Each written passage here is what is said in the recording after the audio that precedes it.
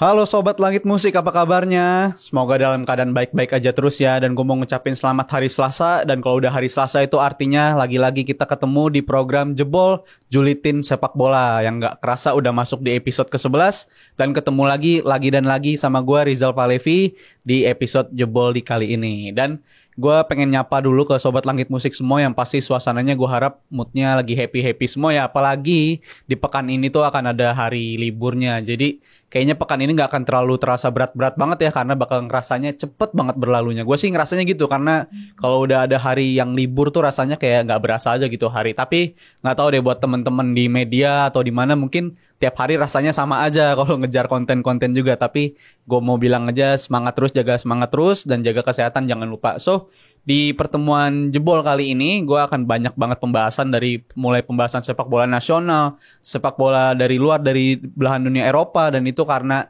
menarik banget karena udah pada selesai nih liga-liga Eropanya dan banyak banget drama-dramanya di hari terakhir kemarin. Ada yang drama sedihnya, ada yang drama happy-nya, dan ada juga drama-drama perpisahan bagi para beberapa pemain yang harus mengucapkan selamat tinggal kepada tim-timnya. Dan nggak perlu berlama-lama lagi, gue akan buka pembahasan di episode ke-11 kali ini dari pembahasan sepak bola nasional. Yang kita mulai dari pembahasan soal Indonesia versus Argentina. Yang menurut gue ini agak mepet-mepet juga ya. Konfirmasi kehadiran Argentina ini kurang dari sebulan dari waktu bermain, yang mana matchnya ini diagendakan, dijadwalkan untuk tampil pada tanggal 19 Juni nanti, langsung dari Stadion Utama Gelora Bung Karno. Dan ini jujur sebuah hal yang mengejutkan ya, karena track record Indonesia bersama khususnya PSSI selama 5 tahun terakhir, itu selalu cari lawan yang rank levelnya itu sekitaran 150 atau 120-an, 130-an, atau di bawah kita bahkan. Kalau kita kan levelnya 149 ya, kita selalu nyari level yang sekitaran segitu-segitu aja. Yang mana itu menurut gue cukup reasonable. Karena dari level tim yang begitu itu bisa jadi tonggak batu lompatan bagi timnas Indonesia kita untuk yang kalau tujuannya mendapatkan FIFA Matchday ya. Poin dari FIFA Matchday itu mendapatkan poin, yang mana itu akan berarti lu akan mendapatkan peningkatan peringkat gitu. Yang mana udah kita lakukan dengan cara pemilihan lawan yang tepat.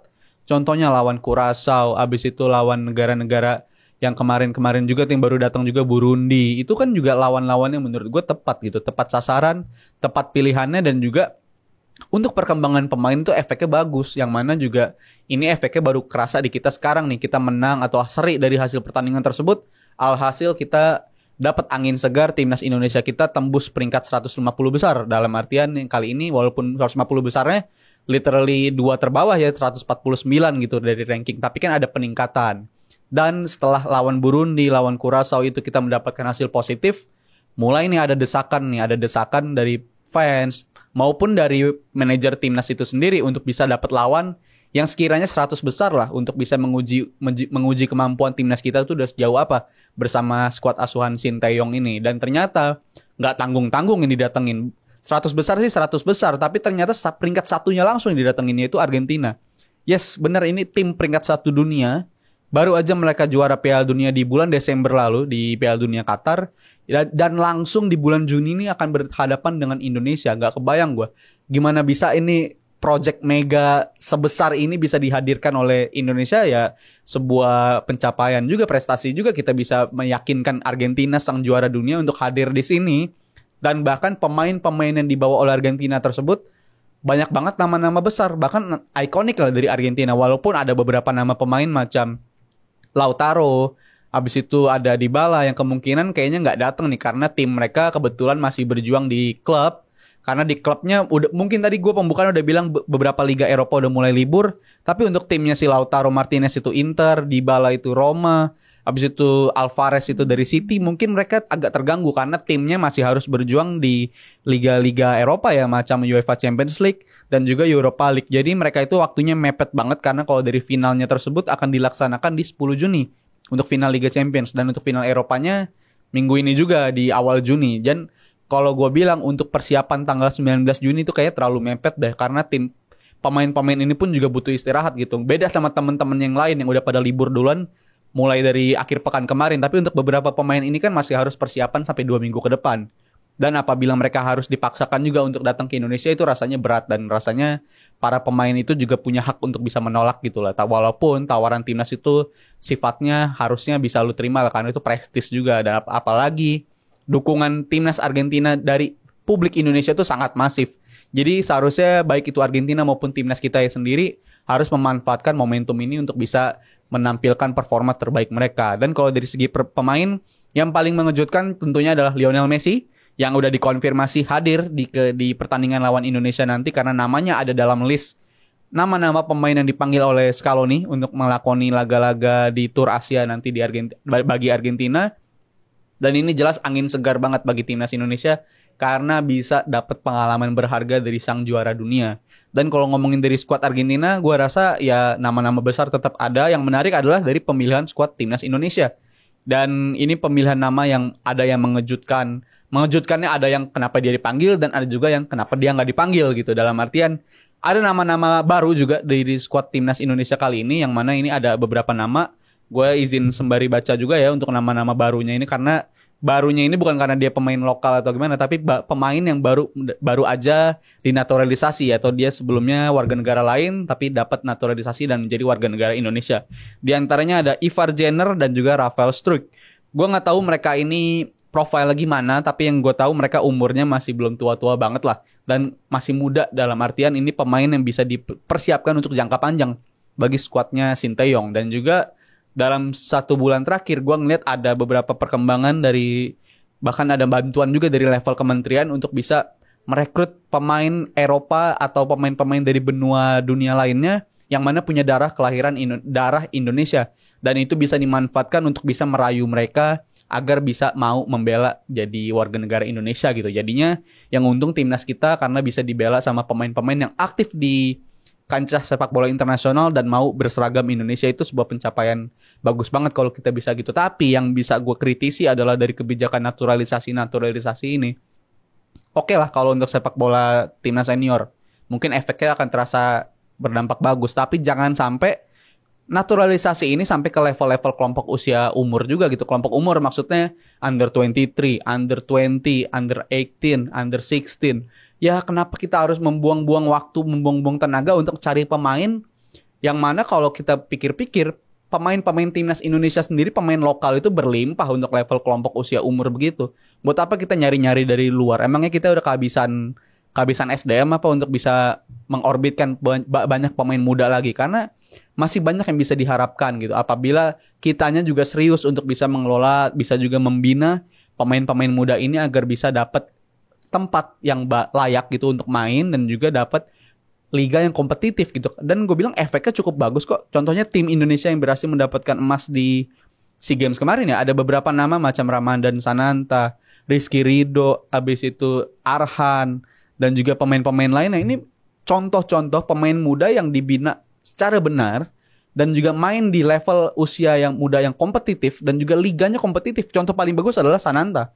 Sananta ini di liga emang mainnya bagus, dan kalau lu ingat di episode 7 atau 8, gue bilang pemain yang the one to watch yang harus kita tonton bareng-bareng bersama-sama itu di ajang SEA Games kemarin itu adalah Ramadan Sananta. Dan bener aja dia menjelma jadi striker yang haus gol, bisa mencetak gol dari situasi-situasi yang seharusnya banyak yang rasanya nggak bisa lah dia golin, tapi ternyata dia mampu untuk bisa mencetak gol dari situasi tersebut. So, gue bilang ini sebuah pencapaian bagus banget bagi para pemain muda, karena yang dari artikel gue baca pun 10 dari 15 pemain yang di antaranya yang ikut di SEA Games kemarin itu adalah 10 pemain yang berkembang secara akademik di level yang bersama-sama gitu, level akademinya. Jadi gue bilang ini yang bisa diharapkan apabila kita serius, bisa aja kita mencetak generasi-generasi yang selayaknya kemarin pemain-pemain muda yang udah mendatangkan emas gitu. Jadi gue masih menaruh harapan jangan sampai kita terbuai dengan cara naturalisasi terus, tapi kita juga gak bisa kita melupakan timnas atau calon-calon bakat pemain timnas yang harus dibina itu dengan baik. Jadi ya yang terbaik aja lah. Dan juga dari segi pemain udah gue bilang tadi ada beberapa yang mengejutkan, contoh salah satunya Ramadan Sananta. Dan kalau dari Argentinanya jelas ada banyak banget nama-nama pemain besar di sana. Tapi yang mau gue bahas selanjutnya adalah dari segi tiket. Ini gue tahu dari segi tiket baru aja diumumkan. Kemarin banget diumumkan dari segi tiket ada 4 kategori di sana, dan 4-4-nya ini ya ini gue sebagai penonton yang suka nonton timnas langsung di stadion, ya agak mix feelings ya. Di satu sisi gue ngerasa harga yang diumumkan itu harganya itu paling murah 600.000 untuk kategori 4 dan yang termahal itu adalah kategori VIP harga 4,2 juta. Dan untuk level 3-nya itu kategori 3-nya ada di angka 1,3 kalau nggak salah dan level 1-nya range 2 juta sampai 3 juta. So, gue coba rangkumin kalau untuk level paling murahnya di kategori 4 itu harganya 600.000. Kategori 3 ada di angka 1,3-an, 1,3 juta. Kategori 2-nya itu adalah harga range 2 juta sampai 3 juta.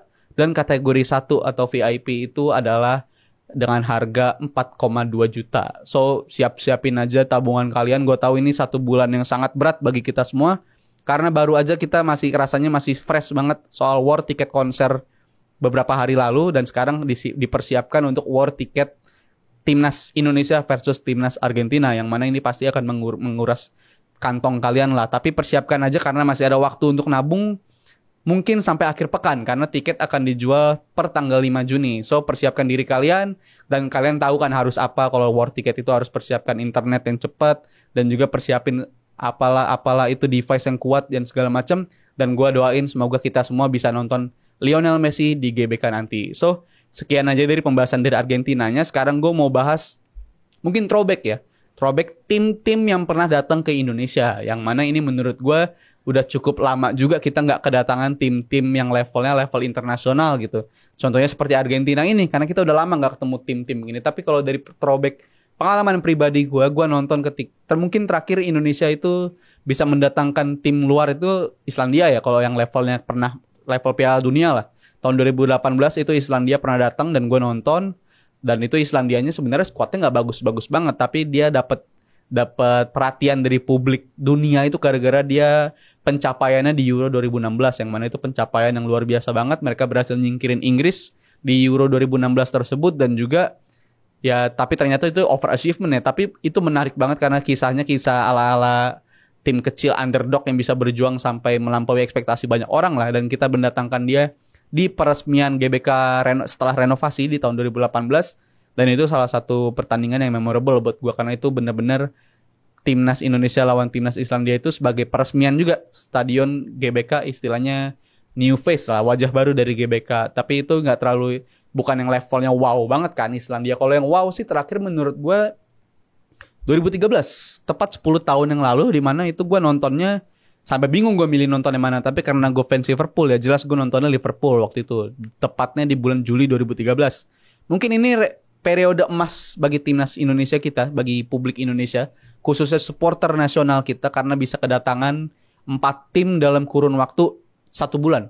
4 tim tersebut ada 1 timnas Belanda datang untuk eksebisi melawan timnas Indonesia. Selanjutnya ada Arsenal dan juga ada Liverpool dan yang terakhir itu ada Chelsea sebagai penutupan. Jadi gue bilang itu 2013 salah satu tahun paling memorable buat gue pribadi dan tentunya bagi banyak fans di segala penjuru di Indonesia ini karena bisa kedatangan 4 tim internasional yang levelnya ini level yang luar biasa banget bisa bertanding melawan Indonesia gitu. Walaupun Indonesianya mungkin yang lawan Belanda tapi sisanya tuh Indonesia All Star, sebutnya All Star, habis itu Liga All Star segala macam, tapi tetap aja itu kan tetap jadi hiburan buat masyarakat kita. Dan kalau ngomongin soal harga tiketnya dulu sih kalau gue inget untuk yang Liverpool ya mungkin ini kurs tahun 2013 juga tapi gue jujur pas tahun 2013 itu rasanya harga tiket tuh kayak nggak semahal sekarang gitu. Mungkin karena efek inflasi atau apa ya. Tapi dulu gue inget banget untuk tiket Liverpool aja untuk kategori paling rendahnya itu dijual 75.000 bayangin. Dan kategori kedua terendahnya itu 150.000. Jadi mungkin ada efeknya, jelas ada efek inflasi. Tapi gue nggak terlalu paham soal itu. Tapi gue jelas bisa membayangkan di tahun 2013 itu surganya bagi fans bola lokal lah. Bisa nonton Liverpool, nggak perlu jauh-jauh. Biasanya kita kalau mau nonton itu nonton tim-tim tur Asia itu biasanya nggak datang ke Indonesia, nggak datang ke Jakarta, tapi datangnya ke Singapura atau Bangkok atau Malaysia sekalipun. Tapi Indonesia biasanya dicuekin gitu, mungkin karena ada efek-efek tragedi-tragedi sebelumnya. Tapi biasanya kita gitu harus nonton ke Singapura dulu buat bisa nonton Indonesia atau ke Thailand dulu untuk bisa nonton Indonesia. Tapi di tahun 2013 itu bisa mendatangkan 4 tim tersebut sebuah hal yang luar biasa. Dan gue senang banget.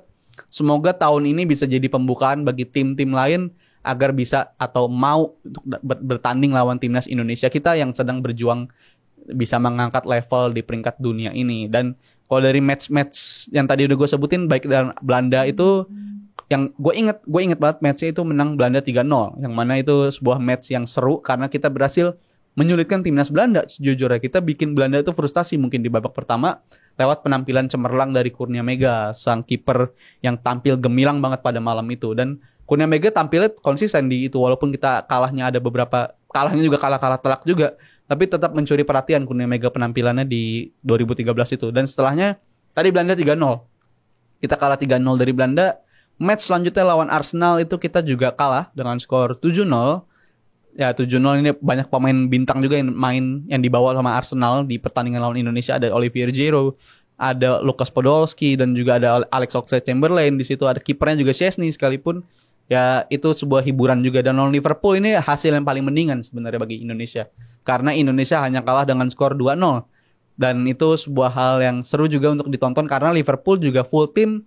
Kecuali Luis Suarez dan juga Daniel Sturridge yang gak dibawa di tur Asia dari Liverpool yang khususnya ke Indonesia. Tapi setelah itu Suareznya ikut.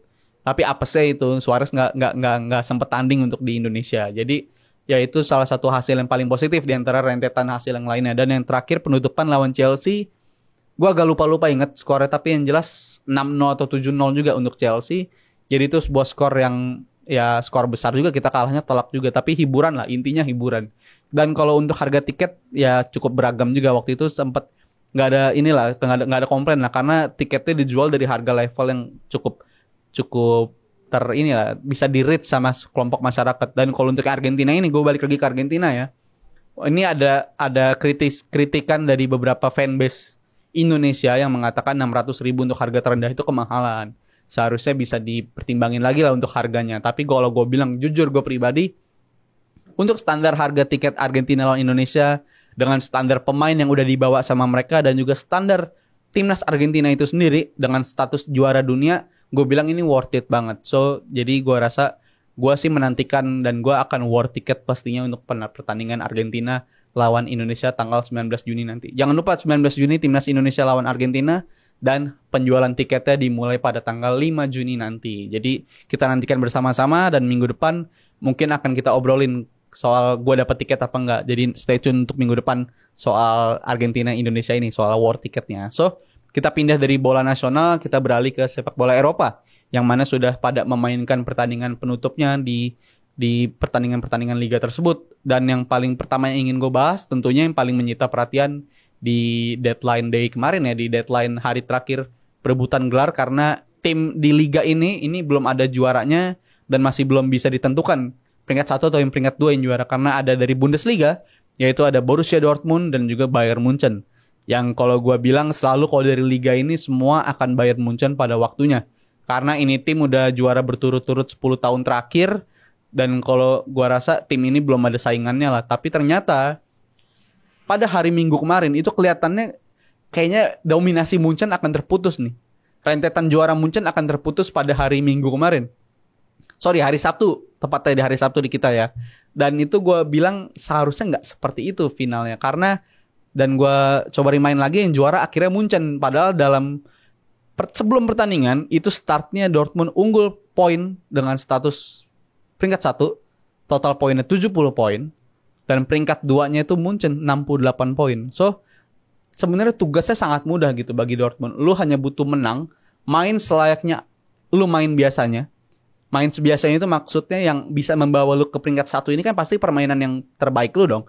Ya udah main kayak begitu. Mainin, lakuin apa yang lu biasa lakuin, dan lakuin apa yang menurut lu bagus. Dan itu sebenarnya mau dilakukan oleh Borussia Dortmund, tapi entah kenapa gue lihat mereka agak sedikit gugup ya. Mereka jelas sangat gugup, bukan sedikit lagi, sangat gugup. Bahkan dari start pertandingan dari babak pertama sekalipun mereka kelihatan gugup.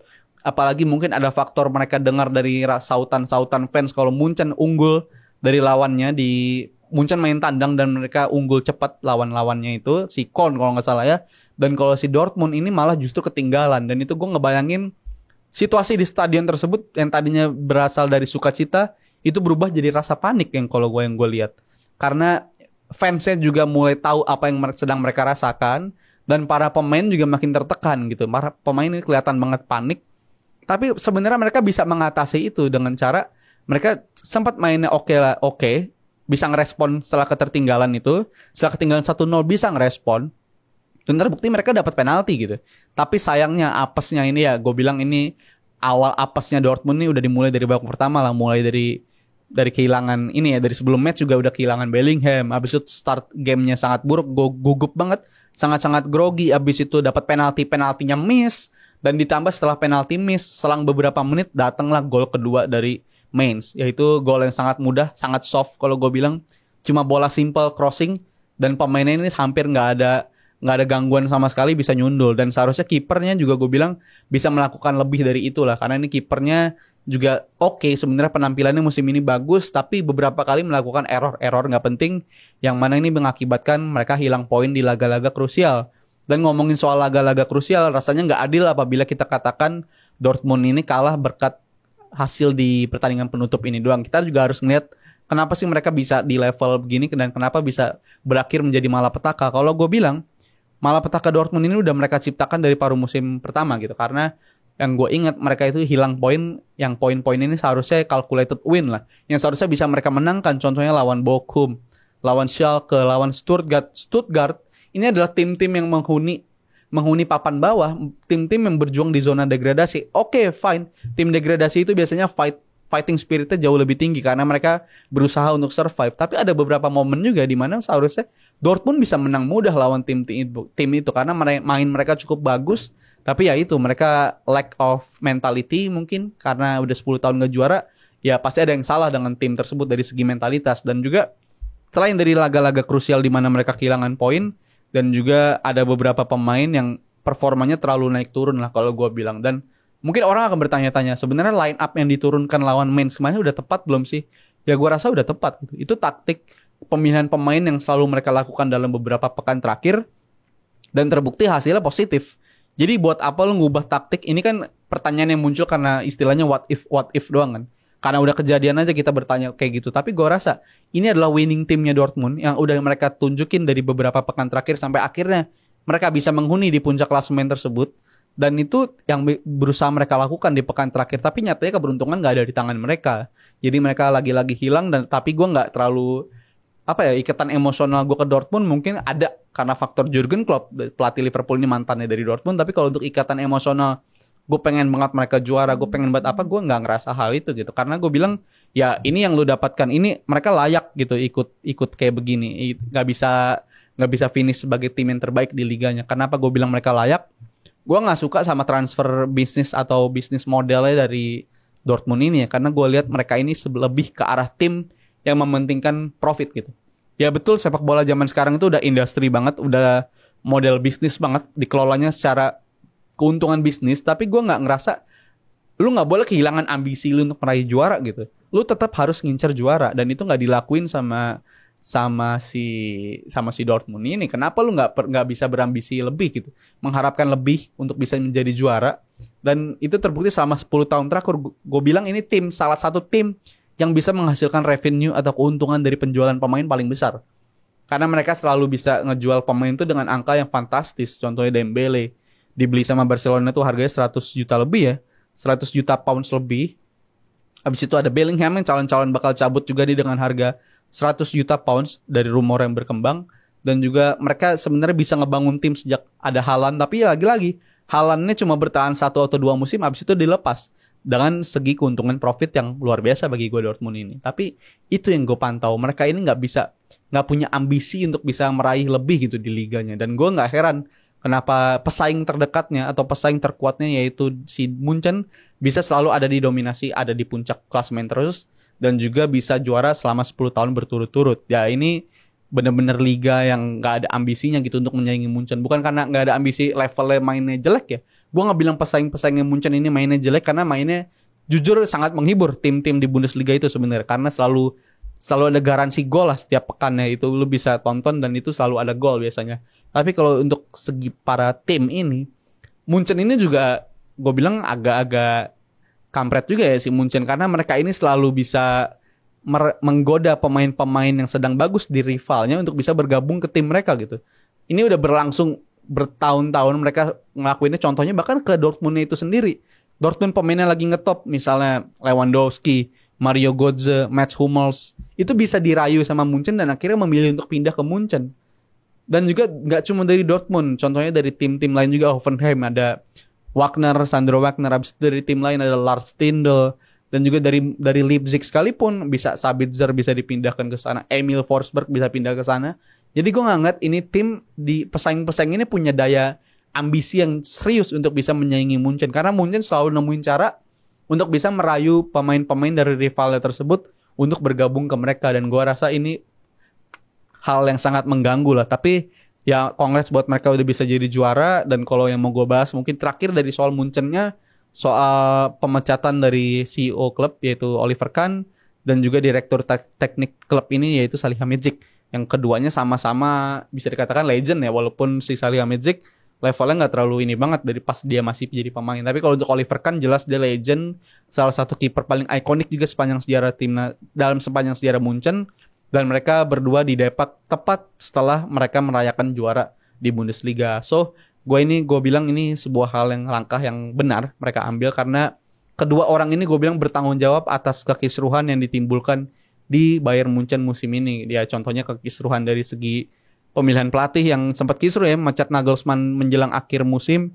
Habis itu digantinya Tuchel yang mana diharapkan bisa mengamankan treble winners, tapi justru Tuchel ini muncul sebagai pengganggu dari treble winners tersebut. Jadi ya dua orang yang paling bertanggung jawab yaitu Salihamidzic dan juga Oliver Kahn. Karena kedua orang ini dua orang yang berperan paling penting dalam pemilihan Tuchel dan juga dua orang paling penting dalam keputusan memecat Nagelsmann. So ini keputusan yang tepat menurut gue bagi Munchen untuk bisa mendepak dua tokoh ini, karena nggak seharusnya Munchen terseok-seok seperti ini di musim ini. Kenapa gue bilang terseok-seok? Dari segi standar juara pun musim ini udah menurun, karena bagaimana bisa Munchen cuma finish dengan 71 poin, unggul selisih gol dan bisa jadi juara. Dan 71 poinnya itu yang harus kita sorot. Kenapa? Karena ini standar terendah dari tahun 2011 mungkin untuk bisa menjadi juara. Cuma 71 poin itu standar yang sangat rendah apabila lu bandingkan 71 poin ini di liga-liga lain dapat apa sih? Kalau di Liga Inggris lu cuma dapat spot di 5 besar mungkin, pesaingnya Liverpool lu untuk bisa mendapatkan Europa League. Dan kalau untuk di Liga Spanyol juga kurang lebih bersaing di level Europa League juga gitu. Jadi gue bilang dari standar liga ini kualitas liganya agak menurun. Tapi ya kalau untuk Munchennya ya kenapa mereka bisa sukses sendiri ya karena mereka bisa angkut-angkut pemain rivalnya.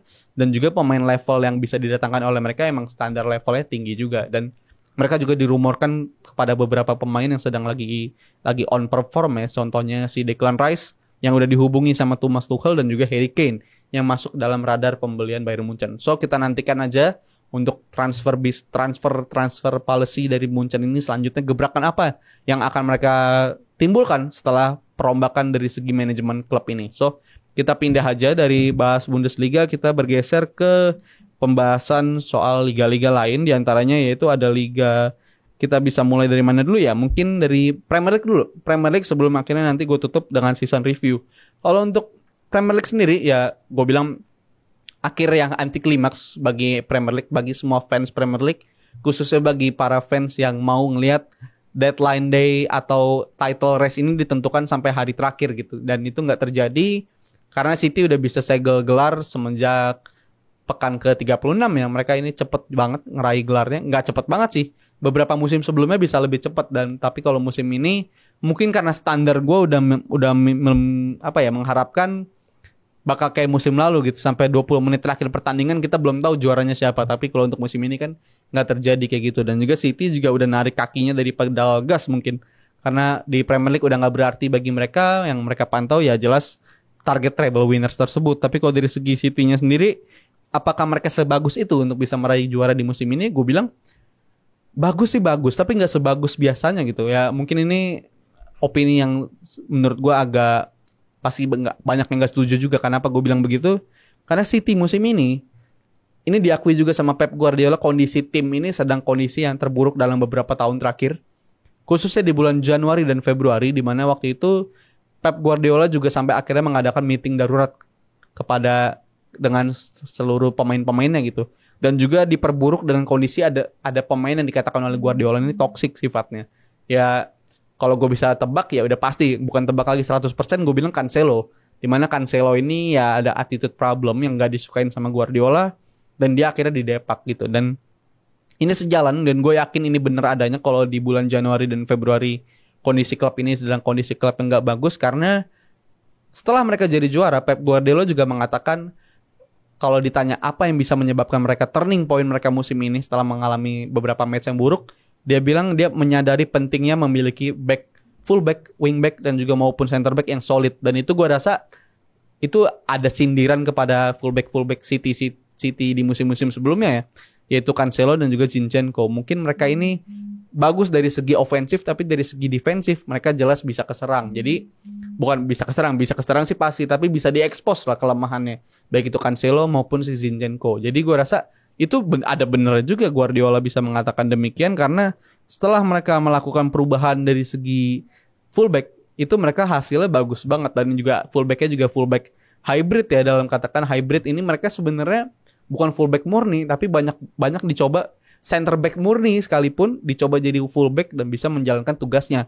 Dan itu menampilkan penampilan yang lebih solid di lini belakang. Dan itu mungkin bisa dikatakan resep dari Pep Guardiola yang banyak ditiru sama pelatih-pelatih lain sekarang. Jadi kalau bisa dikatakan ya Pep Guardiola ini sangat banyak menginfluence banyak pelatih di sepak bola sekarang, baik itu pelatih-pelatih yang muda maupun pelatih-pelatih yang udah berpengalaman bertahun-tahun dalam dunia kepelatihan gitu. Contohnya kayak Klopp bisa mengadopsi taktik dari Pep Guardiola ini, dan juga beberapa pelatih yang juga mengadopsi total football ala tiki-takanya Guardiola. Jadi kalau dari segi influence dan legacy ya Pep ini gue rasa udah jadi legend lah. Dia namanya bakal lebih besar dari Sir Alex Ferguson sekalipun. Dari segi influence ya, bukan dari segi trofi. Mungkin kalau dari segi trofi ya pesaingnya Sir Alex Ferguson, tapi kalau dari segi influence yang bisa dia timbulkan kepada pelatih-pelatih lain, dan juga segi dominasi yang bisa dia tunjukkan kepada tim-tim lain, ya Pep Guardiola ini salah satu GOAT-nya manajer lah kalau bisa kita bilang. Tapi apa sih yang tadi gue mungkin balik lagi, City nggak bagus banget musim ini ya. Ini berdasarkan data yang gue punya, City cuma menang 1 kali di pertandingan away lawan top 10 atau top 9 di Premier League musim ini, yang mana ini sangat menurun ketimbang musim-musim sebelumnya, yang mana City biasanya selalu bisa menang maupun itu home atau away, mereka bisa menangin. That's why poin mereka tuh rata-rata kalau jadi juara itu rata-rata 90 poin plus. Dan itu nggak terjadi di musim ini, di mana mereka hanya mengoleksi sekitar 89 poin. Turun ke tim daripada musim-musim sebelumnya, walaupun standar 89 poin pun juga standar yang sangat tinggi lah untuk tim bisa bersaing di papan atas. 89 poin ini emang standar juara banget untuk bagi semua tim yang bertanding di Premier League. Tapi kenapa ini mereka nggak bisa menang di 9 laga away tersebut? Satu-satunya mereka menang cuma di Emirates. Karena kalau dari sisanya baik itu di Old Trafford, di St. James Park, abis itu di Villa Park, dan juga dari Brighton, dan dari Anfield, Liverpool juga mereka nggak dapat apa-apa. Mungkin 1 poin dari Brighton, dari kandang-kandang lain 1 poin dari Aston Villa. Tapi kalau dari lainnya itu mereka kalah, kecuali di Arsenal. Dan gue bilang kenapa mereka itu krusial banget menang di Arsenal itu ya that's why gue bilang gue gak setuju sama fans Arsenal kalau bilang match lawan City itu calculated loss baik di home maupun away. Karena inilah akibatnya apabila lu menganggap itu. Dan itu terbukti juga oleh press conference dari Arteta mengatakan kalaupun mereka menang di bulan April lawan Liverpool, lawan West Ham, lawan Southampton sekalipun, gak ada garansi mereka tetap finish di peringkat 1 gitu. Karena mereka bisa aja kalah dari City dan habis itu mereka downfall-nya start dari situ kan. Jadi semua bisa terjadi, tapi ini ya sifatnya what if lah. Andai kata bagaimanapun ini udah terjadi dan City udah keluar jadi juara karena mereka konsisten dan mereka cepat dalam mengantisipasi kekurangan mereka di tengah musim. Dan ini efeknya sampai sekarang mereka konsisten banget dari bulan Februari sampai sekarang. Dan gue salut sama mereka, dan gue rasa ini bukan trofi satu-satunya yang bakal mereka raih di musim ini, tapi gue akan nantikan 2 pekan ke depan akan ada berapa banyak trofi yang bisa didatangkan oleh Pep Guardiola dan Manchester City di musim ini. So, kita beranjak ke pembahasan lainnya dari segi Arsenalnya. Arsenal yang kemarin tampil beringas banget lawan Wolves dengan kemenangan total 5 gol tanpa balas. Ini salah satu penampilan paling komplit dari Arsenal di musim ini, yang tapi sayangnya ini udah datang terlalu telat lah. Terlalu telat lu baru bisa tampil begini lagi. Tapi ya gue bilang ini emang tim isinya pemain-pemain muda. Ya gue gak heran tekanan bagi para pemain muda ini udah terlalu besar selama 1 bulan terakhir. Dan gue gak heran kenapa mereka mainnya drop sedemikian cepat. Karena para pemain muda ini gak terbiasa mungkin bersaing di level tersebut. dan butuh pelajaran. Dan ini menurut gue learning curve yang sangat luar biasa. Mereka akan belajar dari pengalaman pahit di musim ini untuk musim depan. Karena kalau dari segi pengalaman pemain Arsenal nih kalau gue lihat belajarnya emang berproses gitu, berprogres. Karena dari musim lalu mereka juga hilangnya kan di pekan-pekan terakhir, itu menyakitkan ketika mereka kalah dari Spurs di perebutan zona 4 UCL ya, zona 4 besar. Mereka kalah di 2 pekan terakhir gitu dan itu sangat menyakitkan. Dan kalau untuk musim ini lagi-lagi bahkan di sekitar 8 pekan terakhir mereka juga kedodoran dan akhirnya botol atau menyia-nyiakan kesempatan untuk menjadi juara dengan unggul 8 poin di puncak klasemen. So, untuk Arsenal di musim ini jelas mungkin ada faktor mental dan juga mereka tahu lawan yang mereka hadapi itu City. Jadi pressure-nya udah terlalu besar dan alhasil mereka kehilangan poin-poin penting.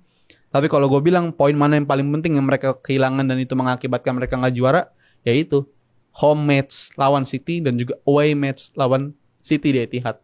Jangan sekali-sekali lu ngasih mereka total 6 poin dalam satu musim. Karena ini pengalaman fans Liverpool juga ngalamin hal yang lebih bagus, bahkan dari Arsenalnya jauh lebih bagus Liverpool. Tapi nyatanya mereka nggak bisa juara juga ketika ngelawan City dengan level seperti ini. Jadi apa yang bisa lo lakukan ya kayak Liverpool musim 2019-20,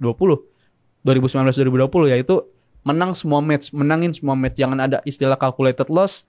That's why waktu itu Liverpool dari total 27 game di Premier League sampai bulan Maret cuma hilang poin tuh di Old Trafford 1 poin. Jadi 26 kali menang sama 1 kali seri dari 27 game. Jadi itu pencapaian nggak akan pernah dipecahin sama tim manapun, gue yakin. Dan itu alasan kenapa Liverpool jadi juara. Mungkin karena mereka belajar dari musim sebelumnya. Kalau lu beranggapan ada calculated loss ketika menghadapi lawan City, ya lu nggak akan jadi juara di akhir musim. So, kalau dari Arsenal itu mungkin, dan kalau dari segi yang lainnya, kalau dari Arsenal menang telaknya kemarin mainnya bagus. Para pemain juga akhirnya mainnya lepas lagi seperti bukan Wan Bissaka dong, Sishaka dan juga Trossard ini mainnya bagus banget. Dan ini gue seneng dan gue berharap mereka bisa tampil di level ini. Tapi selain hal seneng juga fans Arsenal ngerasain hal sedih juga di pertandingan home match penutup mereka kemarin lawan Wolves. Karena ini menang besar, mereka juga finish di peringkat 2, runner up, sebuah pencapaian yang luar biasa banget bagi Arsenal. Tapi yang sedih adalah Granit Xhaka yang kelihatannya udah 100% bakal cabut. Jadi ini sebuah kehilangan yang gue rasa cukup sedih lah, sangat menyakitkan bagi fans Arsenal karena si Xhaka ini kan emang punya rekam jejak yang sempat nggak akrab lah sama fans Arsenal dan juga nggak akrab sama pelatih-pelatih di Arsenal. Tapi di musim ini dia bisa mengubah persepsi tersebut dan bikin fans yang tadinya mengkritisi keras kehadiran lo di klub jadi ada di belakang lo gitu, jadi mendukung lo. Itu sebuah turning point dalam karirnya si Granit Xhaka ini udah bagus banget. Dan gue suka sama ceritanya Granit Xhaka ini, di mana dia sebenarnya pengen banget cabut di musim lalu dan dia ngerasa udah fix banget bakal cabut di musim lalu, tapi akhirnya ditahan dan dia ngobrol face to face dengan Arteta. Ya let's give it another season, dan gue bilang another season yang worth it dan bakal dikenang selalu sama fans Arsenal. Tapi ya ini udah terjadi, dia bakal 100% cabut. Dan kalau gue bilang dia juga emang pemain yang bisa di-upgrade lah. Untuk perannya Xhaka ini bisa di-upgrade di Arsenal, dan itu upgrade-nya siapa? Ya kalau dari rumor yang berkembang, dan gue suka banget sama rumor ini, adalah Declan Rice. Rice-nya si West Ham ya. Dan gue bilang dia cocok kalau bisa main di sistemnya Arsenal sekarang, dan dia bakal bisa mengisi peninggalan Granit Xhaka ini dengan mungkin bisa upgrade. Nggak cuma menggantikan, tapi jauh lebih baik dari Granit Xhaka. Kenapa gue bilang begitu? Karena gue ngeliat Rice ini juga di 2 musim terakhir khususnya, selain dia punya kemampuan dari segi defensif, ya dia jadi breaker atau jadi pemutus serangan lawan, dia juga punya kemampuan untuk bisa bangun serangan dan juga mainnya cukup direct. Kalau gue lihat ini bahaya pemain ini, karena sewaktu-waktu dia bisa berperan sebagai box-to-box midfielder, walaupun peran dia sebagai defensive midfielder, tapi beberapa kali dia muncul di kotak penalti, dan timing untuk munculnya itu selalu tepat kalau gue bilang. Dan dia tepat banget, dan gak heran kenapa dia dibanderol dengan harga 100 juta. Ya selain karena pemain lokal, pemain Inggris asli, ya jelas karena ada atribut, ada kualitas dalam diri Declan Rice. Dan gue akan sangat senang apabila dia mendapatkan kepindahan ini ke tim sekelas Arsenal, yang karena gue bilang ini cukup upgrade lah dari tim West Ham yang berjuang di zona bawah di musim ini, walaupun musim lalu sempat bagus, tapi untuk musim ini dia terseok-seok. Dan kalau si Rice bisa pindah ke Arsenal, gue harap dia bisa jadi naik level, dan juga Arsenalnya juga pasti akan diuntungkan dengan kehadiran Declan Rice ini. So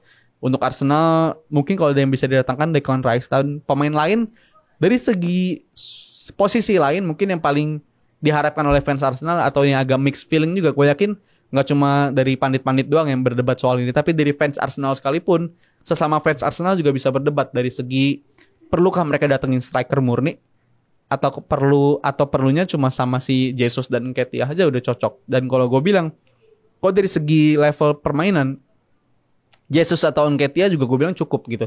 Jesus jadi starter dan Nketiah jadi pelapis karena mereka berdua punya kualitas yang oke dan udah ditunjukkan juga musim ini mereka bisa tampil konsisten. Jadi Jesusnya startnya bagus dan juga Jesusnya bisa langsung nyetel dengan sistem Arsenal dan juga ketika Jesus cedera si Nketiah bisa ngisi posisi tersebut dan Nketiah juga golin terus ketika mengisi kekosongan yang ditinggalkan oleh si Jesus. Jadi gue nggak ngelihat ada alasan dari segi penampilan, dari segi taktikal mendatangkan si striker murni. Tapi kalau dari segi gol, nggak ada pemain Arsenal strikernya yang bisa tembus 20 gol di Premier League musim ini. Yang gue bilang ini, gue rasa jadi perhatian bagi banyak orang lah. Kenapa gue bilang begitu? Karena ini yang gue bilang yang dilakukan oleh tim-tim besar lain adalah bisa mendatangkan atau punya pemain yang bisa garansi 20 gol plus dalam satu musimnya. Contohnya City, musim ini mereka punya Erling Haaland. Bukan 20 gol plus lagi. Dia udah 30 gol plus gitu. Dan kalau gue lihat Liverpool pun punya, walaupun datangnya bukan dari striker murni, tapi dia datangnya dari Mohamed Salah. Dengan pemain sekaliber Mohamed Salah, ini ya cukup lah untuk bisa mendatangkan garansi 20 gol tersebut. Dan kalau dari Arsenal, apabila mereka bisa melengkapi puzzle dari segi transfer, dari segi transfer dari lini depan juga, mungkin akan upgrade. Walaupun gue udah suka penampilan Arsenal musim ini, tapi apabila dia bisa menampilkan striker baru yang bisa menggaransikan mereka 20 gol, yang mereka bakal jadi lebih nyaman lagi untuk bisa bersaing menjadi juara lah. Dan kalau gue bilang pemain mana yang cocok, ya ini tantangan terberatnya. Tantangan terberatnya adalah mendatangkan striker yang cocok dengan sistemnya Arsenal. Apakah itu Osimhen? Bisa jadi, tapi harganya masih terlalu mahal kan. Gue bilang 100 juta pounds lebih untuk bisa mendatangkan Osimhen. Tapi ini pemain bakal cocok banget apabila bisa didatangkan di Arsenal. Ya kalau Harry Kane nggak mungkin lah, karena ini mereka rival. Dan gue rasa Harry Kane juga nggak akan mengkhianati cinta dia bersama Spurs untuk bisa bergabung dengan Arsenal. So untuk Arsenal mungkin harus hati-hati dalam memilih hal ini karena mereka dari segi kepemilikan pemain pun juga pemainnya udah pada lengkap gitu untuk bisa bersaing di Premier League. Tapi kalau bisa mendatangkan striker akan lebih bagus lagi dan juga apabila strikernya yang bisa mendatangkan garansi 20 gol. Tapi pertanyaannya siapa jawabannya? Dan gue bilang sih belum ada jawabannya striker yang bisa mendatangkan 20 gol tersebut. Jadi untuk Arsenal mungkin bakal jadi menarik banget transfer summer window-nya nanti karena akan menentukan beberapa pemain dari lini belakang, gelandang, striker mungkin akan ada perubahan atau pergantian atau penambahan dari segi pemain tersebut dan gue nantikan siapa-siapanya itu. Tapi kalau dari Arsenalnya mungkin itu aja dan bad luck bagi mereka gagal juara musim ini yang sekaligus sebenarnya mereka itu tim dengan status pemuncak klasemen terlama di Premier League musim ini. Total 250 hari. Dan ini ya kalau fans Arsenal terlalu denial. Mereka nggak mau ngakuin kalau mereka itu battle atau menyanyiakan kesempatan untuk menjadi juara gitu. Mereka kedodoran istilahnya. Tapi fans Arsenal nggak mau ngakuin dan mengatakan ya Liverpool juga begitu. Tapi gue bisa bantah karena apa yang dirasakan oleh Liverpool dan Arsenal mungkin di endingnya sama. Tapi dalam proses mengejar tahta jadi juaranya itu beda banget. Bedanya Arsenal itu ada di puncak selama 250 hari. Sedangkan kalau Liverpool itu kondisinya ngejar buntut istilahnya. Karena mereka selalu ada di belakangnya City. Dan itu mepet terus. Dan itu yang konsisten banget juga. City dengan standar menang setiap pekannya begitu aja bisa dipepet sama Liverpool sampai akhir pekan. Jadi menandakan kalau Liverpool itu musim lalu bagus banget kan. Dan kita langsung aja membahas dari segi Liverpoolnya nih. Mungkin mana Liverpoolnya harus berjuang untuk musim depan di zona 5 besar yang mana itu hanya cukup untuk bisa mendatangkan Europa League doang dan ini sebuah hal yang bisa dikatakan sebagai hal duka cita lah ini duka mendalam bagi fans Liverpool juga karena dia harus berjuang di zona Europa League yang mana ini nggak biasanya Liverpool ada di sini gitu walaupun di musim pertamanya Klopp datang bersama Liverpool itu Liverpool masuk di final Europa League tapi itu kan warisannya Brendan Rodgers gitu bukan dari pencapaiannya Klopp juga yang bisa mengantarkan Klopp Liverpool di zona Europa League. Tapi waktu itu peninggalannya atau warisannya Brendan Rodgers yang mengakibatkan Liverpool berjuang di zona Europa League. Tapi kalau dari segi pemain ya gue bilang layak juga Liverpool. Dari segi hasil juga ya. Layak juga Liverpool berjuang di zona Europa League musim depan. Kenapa gue bilang begitu? Ya jelas musim ini musim yang mengecewakan. Lagi-lagi di summer transfer window musim lalu Liverpool kurang tepat guna dalam memilih pembelian pemain, yang mana Nunes gagal total kalau gue bilang di musim pertamanya. Walaupun gagal totalnya khusus di musim pertamanya doang, gue masih punya harapan dan gue masih yakin dia di musim kedua akan excel atau bisa lebih meningkat lah performanya dan bisa menggantikan sosok Sadio Mane dan juga Bobby Firmino yang udah pergi. Tapi kalau dari segi permainan, dari segi hasil, Liverpool meningkat sebenarnya menjelang akhir musim. Tapi ya itu udah terlalu telat. Liverpool panasnya udah terlalu telat dan siapa yang harus bertanggung jawab atas kekacauan yang ditimbulkan ini ya kalau gue bilang Jurgen Klopp itu sendiri serta FSG atau sang pemilik klub. Kenapa gue tetap menyalahkan Klopp selain FSG? Karena Klopp ini juga terlalu bebal atau terlalu kepala batu gitu. Dia telat dalam menyadari masalah apa yang sedang dihadapi dalam klub. Karena itu keputusan dia sendiri untuk tidak mendatangkan midfielder. Bahkan di bulan Januari pun ketika dia udah terpampang jelas masalah itu ada di lini tengah atau dari gelandang, Klopp juga mengabaikan hal itu dan dia sadar akan hal itu sebenarnya, tapi dia justru memilih Cody Gakpo untuk bisa didatangkan. Dan gue bilang Cody Gakpo sih efeknya positif ya, dia main bagus bersama Liverpool dan efeknya luar biasa. Cody Gakpo ini bisa menjadi suksesor dari Bobby Firmino. Tapi alasan Klopp mendatangkan Gakpo di bulan Januari adalah apabila dia berasumsi apabila dia bisa mendatangkan pemain yang bisa ngepres dari depan, mungkin gelandangnya akan ikut membaik juga. Gelandangnya akan ikutan bagus mainnya, tapi kan nyatanya nggak seperti itu. Dan nyatanya Liverpool tetap sulit juga waktu awal-awal kedatangan Gakpo. Jadi ini kesalahan ada di tangan Klopp juga gitu. Apalagi ditambah dengan fakta apabila FSG nggak intervensi keputusan-keputusan dari transfer, Klopp ini lebih memilih untuk memperpanjang kontrak dari James Milner. Bayangin coba James Milner yang udah usianya 37 tahun masih ingin diberikan perpanjangan kontrak. Dan mana ini akan menyia-nyiakan potensi-potensi pemain lain gitu. Apabila lu nggak segera melakukan regenerasi layaknya City, ya squad lu akan menua bersama-sama dan itu efeknya nggak bagus banget. Apabila lu membiarkan suatu squad itu menua bersama-sama, karena dampak kerusakannya bisa dampak kerusakan yang kolektif lah, dan itu jangan sampai kejadian di Liverpool. Dan gue juga selain excited musim ini udah berakhir, gue senang banget musim ini udah berakhir karena musim yang pengen gue lupain banget, tapi gue juga sekaligus khawatir akan Liverpool di musim-musim yang akan datang bersama Jurgen Klopp. Kenapa gue bilang khawatir? Walaupun gue masih yakin Klopp adalah orang yang tepat untuk memimpin Liverpool di musim-musim yang akan datang, tapi yang gue khawatir adalah dari segi pengalaman atau dari segi rekam jejak, Klopp belum pernah mimpin tim melebihi dari 7 musim. Dan mana rata-rata dia selalu kehilangan pekerjaannya di musim ke-7, baik itu di Mainz maupun di Dortmund. Dan efeknya dan dampaknya apa? Sebenarnya penyebabnya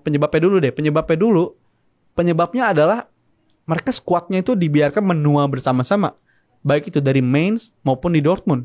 Akhirnya timnya decline bersama-sama dan itu dampak kerusakannya kolektif banget dan itu susah untuk diobatin gitu. Dan lu harus rebuild lagi, dan itu kenapa gue khawatir untuk Klopp musim depan, karena ini bukan teritori yang dia kuasai gitu dalam hal dari segi rebuild. Tapi gue harap apabila dia bisa menyegarkan pikirannya lagi, bisa menyegarkan pembeliannya lagi, dan mendatangkan tipe-tipe pemain yang tepat macam selayaknya dulu mendatangkan Wijnaldum dan juga Sadio Mane, gue rasa Liverpool nggak perlu waktu lama untuk melakukan rebuild dan juga bersaing di papan atas lagi.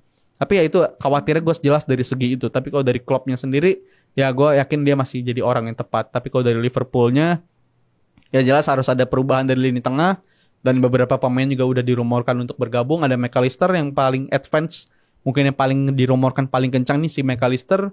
So kita lihat aja dalam beberapa pekan yang mendatang. Semoga aja sebelum lawan Indonesia McAllister statusnya udah jadi pemain Liverpool ya, amin. Jadi ya itu yang gue harapkan. Tapi kalau dari segi lain, mungkin dari segi sejarah dari Europa League-nya ini Liverpool apakah seburuk itu apabila main di Europa League? Gue bilang enggak juga. Kenapa gue bilang enggak juga?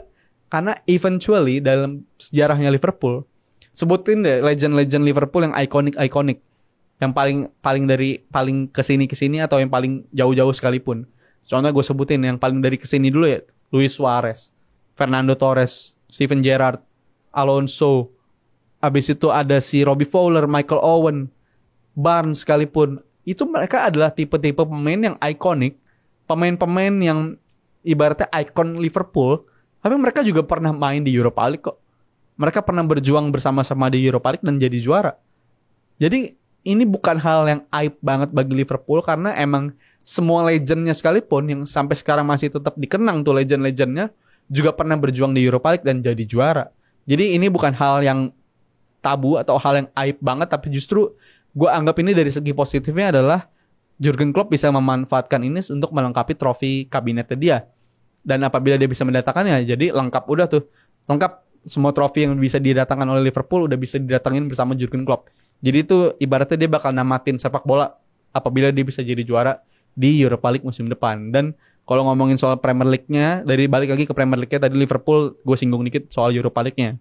Kalau dari segi Premier League-nya, gue mungkin akan bahas dari season review-nya ya. Dari season review, dari segi pemain terbaik, kiper terbaik, dan juga dari segi tim paling over expectation dan juga paling under expectation. Yang kalau gue mulai dari pertama, mungkin dari pemain paling terbaik di musim ini, gue harus katakan ya jelas Erling Haaland. Dia memecahkan rekor di musim pertamanya datang ke Premier League, dan juga mecahin rekornya bukan dari segi level yang tipis-tipis lah. Memecahkan rekor gol terbanyak itu, ya gol terbanyaknya dipegang Salah sebelumnya dengan 32 gol, tapi Haaland bisa finish di musim perdananya dengan total 36 gol. Jauh lebih baik, tapi ya gue bilang ini pencapaian tetap luar biasa. That's why gue pilih dia sebagai pemain terbaik atau player of the season di Premier League versi gue musim ini. Ya murni karena dia bisa mecahin rekor di musim pertamanya, dan ini emang pemain yang buas banget. Dan ini gue jujur salah dalam menilai Haaland di awal musim. Gue kira ini bakal pemain yang gagal.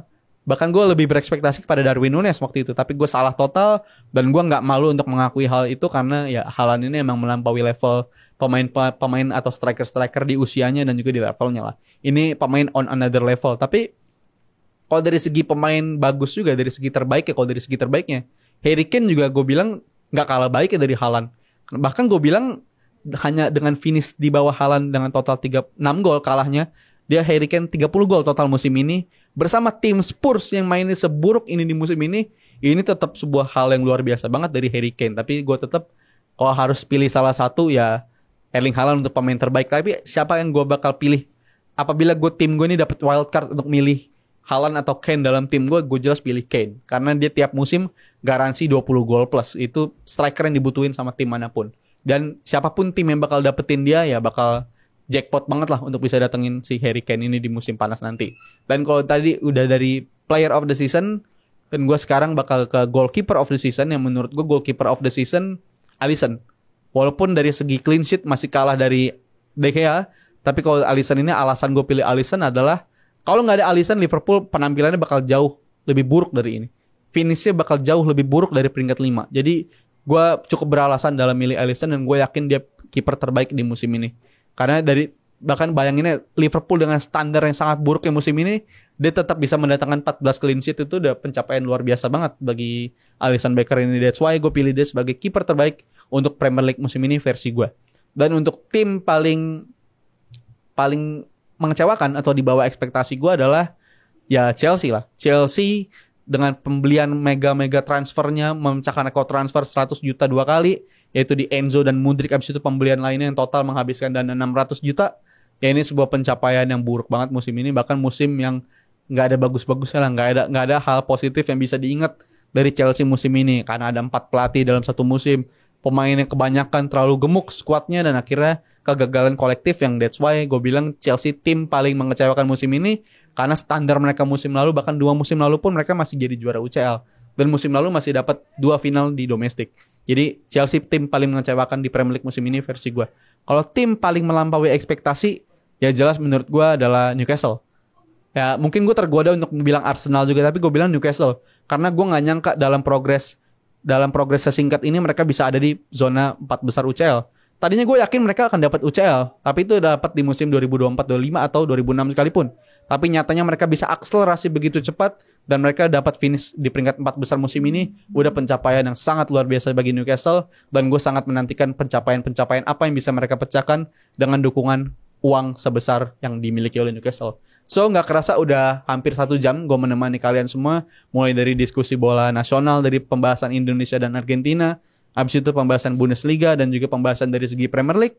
Dan ini juga sekaligus menjadi penutup pembahasan Premier League tadi, karena gue udah rangkum team of the season, player of the season, dan juga tim paling mengecewakan dan paling bagus ekspektasinya. So gak kerasa udah berakhir sudah pertemuan kita hari ini. Demikian pembahasan yang bisa gue tampilin di hari ini, dan kita masih akan ketemu lagi di pekan depan di hari yang sama dan di jam yang sama. So sehat-sehat terus buat Sobat Langit Musik semua. Thanks for your attention. Bye-bye.